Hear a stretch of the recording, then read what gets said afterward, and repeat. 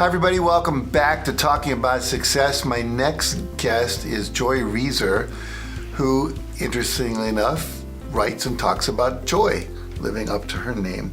And she has an organization called Joy on Your Shoulders. She's written 3 books with the 4th one coming out. This one is called Go Enjoy an Alphabetical Adventure, which I love. I've only gotten as far as A and then leafed through the rest of the book. But you talk about awareness and intention and alignment and answering machines, all kind of things to do with A. But there's a bunch of wisdom all throughout this book on how to be more joyful, how to have more fun, how to love and accept yourself and just be in tune with life. I literally fell in love with this book. And then she also has a children's book called Designed to Shine, which may be only for children, but earlier we were reading some of their like poems in there. And as an adult, I smiled, I got goosebumps. I think they're really good. And you also have a journal called the Go Enjoy Venture to Your Center. And so it's a book full of questions. We'll talk about it, how you came to write it, because I think it's important. But let's start with the question about your name. You have the name Joy, and you're working on joy. So is this a name you were born with, given? Did you choose it later when you were studying yoga, or how did you come up with your name? Thank you, Jack. I know everyone asks me that. They feel my joy. It was my given name, and how I answer it is that I've healed into this version of myself, of joy. Now, you didn't have a wonderful childhood, as I remember. Talk a little bit about your sister and your father, a little bit, to know where you've come from. I want people to get the transformation. Thank you. Yes, it was a painful childhood where my joy was squashed. So because I was an infant who had my days and nights mixed up, we were on an Air Force base. Oh. So when we were growing up, my older sister sassed a litany at me repeatedly. Mom and Dad put you back in the hospital because you cried too much. Then they got the wrong baby back. You really don't belong in our family. And that gave me this sense of not belonging anywhere. I believe many of us have a core wound, and that was my core wound. I didn't belong. And then I'm astounded that these books are written through me because I had deep creative wounds also. My father would yell, "Why would I want to go to the band concert? Those kids can't play." Were you in the band? I was in the band, Exactly, yeah.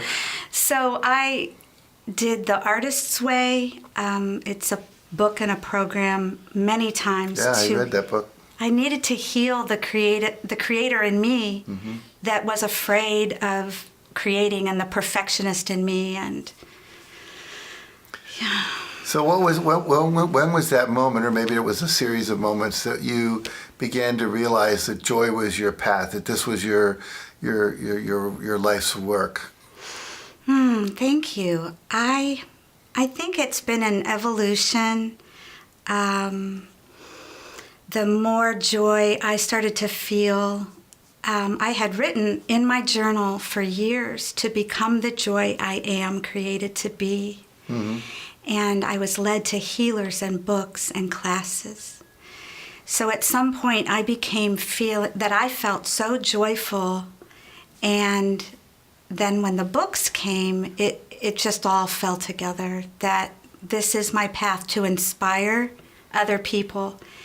And I don't actually have to say much before I inspire people, just my energy and my exuberance for life, because I'm so glad to be living a happy life, you know? No, you look happy. You know, it does, what's the word, charismatic. It flows off of you. It's radiating that happiness. Now, I know you do other things besides just radiate happiness to help bring people joy. We were talking today about you just wanting to go out and get bubbles and get people playing with that and hula hoops and so forth. What else do you do? I'm curious. Oh, thank you. I have led classes. I am trained in spiritual direction. I've served clients, and I love doing that, in spiritual mentoring to them. When people visit my website, they will see there are other things there. There are these material wares called, they're batik cotton. Mm-hmm. What first, I was given the idea of beautiful fabric around the neck, positive words into the world. Oh, cool. So I have stoles with these words that people wear. They drape them places. And some other things came about, bags and different things. Mm-hmm. Mm-hmm. So talk a little bit about why you made this an alphabetical adventure. How did you come up with that structure for your book? Thank you. I believe that I was given that by divinity. So you kind of, came through you? Came through. I was awakened, used the lessons of your life to inspire readers. And I believe given that title, Alphabetical Adventure, I'm of German descent on my father's side, and that organizational structure of an alphabet works for me. All my books are alphabetical. I love it. Well, I have a little German blood too. Maybe that explains why I'm so organized. I like structure as well.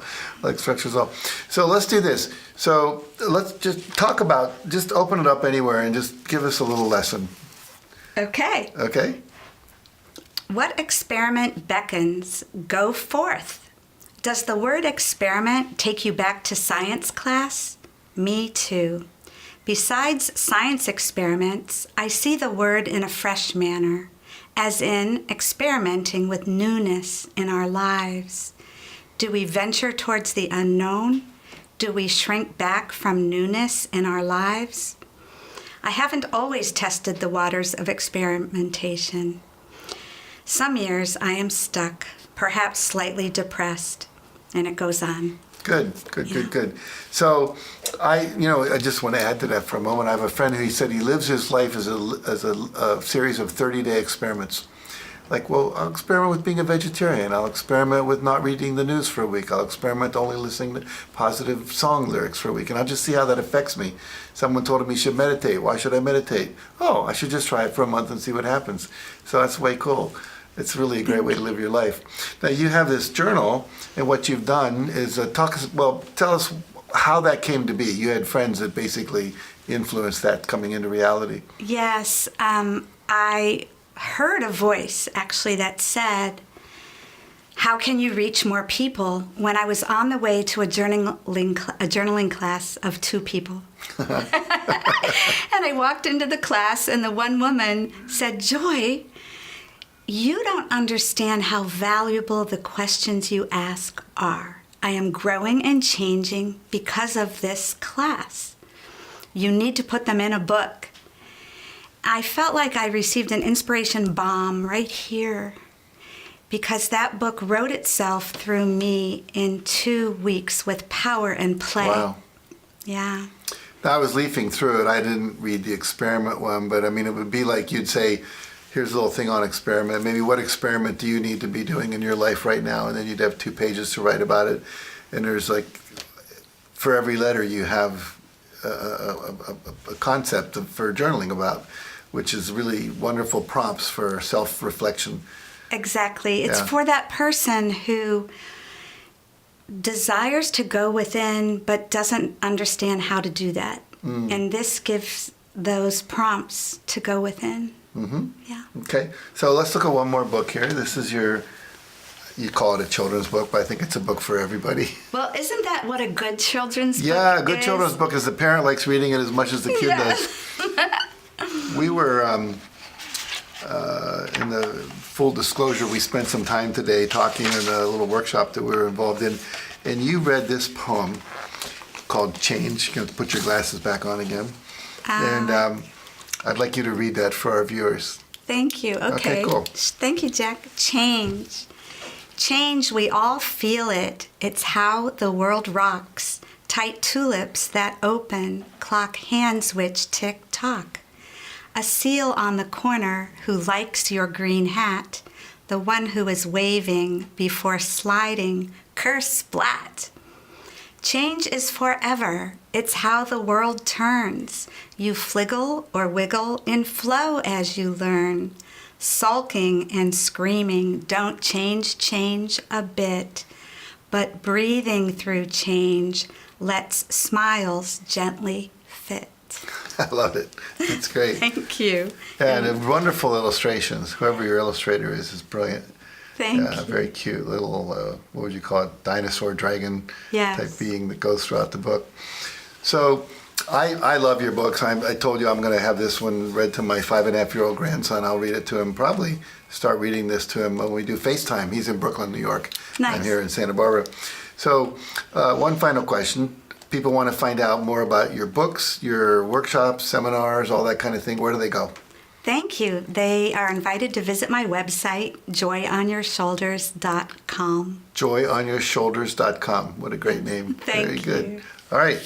You know where the books are. You know where she is. I really encourage you to get involved. These are wonderfully uplifting resources for you, your family, someone you care about. And so, joyonyourshoulders.com. Thank you very much for joining me today. Thank you, Jack. Y'all stick around. We'll be right back after this message.